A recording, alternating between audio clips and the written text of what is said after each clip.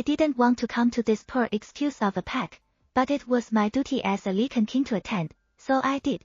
The Dawnrise pack isn't the strongest or wealthiest, but they are doing well for themselves and have survived this far because of their alliances. However, Alpha and Luna are not the most intelligent members of the pack, but at least they are leading to the best of their abilities. Once the celebration begins, they announce they will pass down the Alpha title to their son, Amos. He's a strong wolf and might even be more capable of leading than his parents. Amos walks on stage with a she-wolf by his side. She has a huge smile plastered on her face, and I assume she's his Luna. The outgoing Alpha briefly gives a speech. He acknowledges my presence, and people applaud. Amos is then called on stage and says his vows.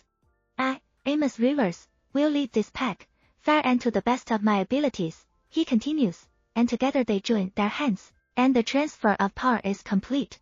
We applaud him, and the crowd cheers for their new Alpha. Everyone is dancing and clapping. Can we go already? Asks my beta, Danford. He also didn't want to come. Not yet. We are leaving tomorrow. For now, go and entertain yourself, I shrugged, getting a glass of champagne from one of the servers. Danford scowls like a child, but it immediately goes when he sees 5 girls batting their lashes and giggling at us. He grins and looks at me. I think we should stick around, you know, as we can't leave these pretty ladies in dire need of our company, he says, winking at the blushing ladies.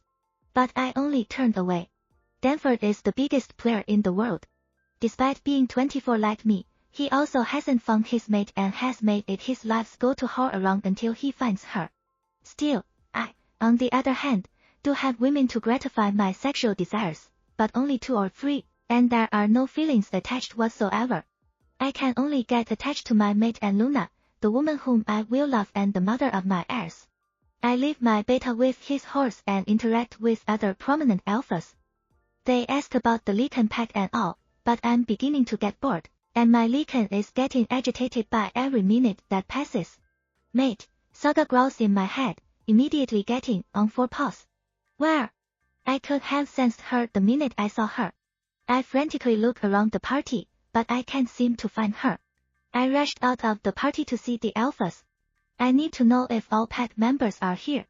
I go straight to the alpha's office, but I don't enter, as I hear moans of pleasure coming from within. So, I go to the former alpha.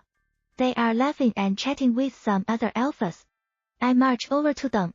Has everyone in the pack attended the ceremony? I all but growl at them. They take a step back, and he wraps his arm around his mate. Everyone present shrinks at my alpha aura, but I don't care. I need to find my mate now. Yes, they are, he stutters, not meeting my eyes. I don't think so, my Lycan senses his counterpart, but I can't find her, only the remnant of her scent. Luna hides in her husband's chest because of my anger, and she answers. Yes, my king, all the unmated females are here, she cries, frustrated. I growl, and the whole party goes silent. I take a calming breath, but my blood boils when I feel someone trying to force themselves on my mate.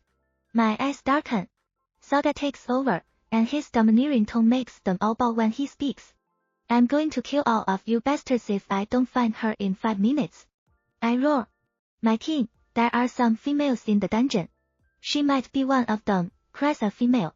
I growl as I rush to the dungeon. The guards there make way for me, and as I run, her intoxicating scent is getting stronger and undeniably sweet. I follow it, and her scream of panic is getting stronger. My blood is boiling. When I reach the cell where she is, I tear the grill bars and step in. The guards all freeze, looking at me with terror. My eyes go to the floor where a frail girl is lying. Tears are streaming down her beautiful face, and her claws are out.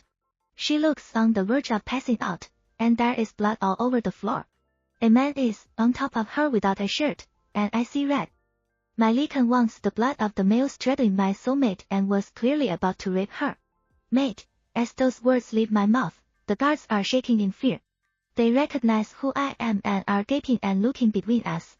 Saga wastes no time attacking, and in a minute, they are lifeless on the ground. I get on my knees, removing the hair covering her face, and she lazily looks at me. Her beautiful sapphire blue eyes look lifeless. When I carry her, she feels like she weighs nothing. She is extremely underweight and pale. What did they do to you? I mutter, kissing her forehead. She slowly raises her hand to touch my clean chin and drops it again before darkness envelopes her. Someone needs to pay for this.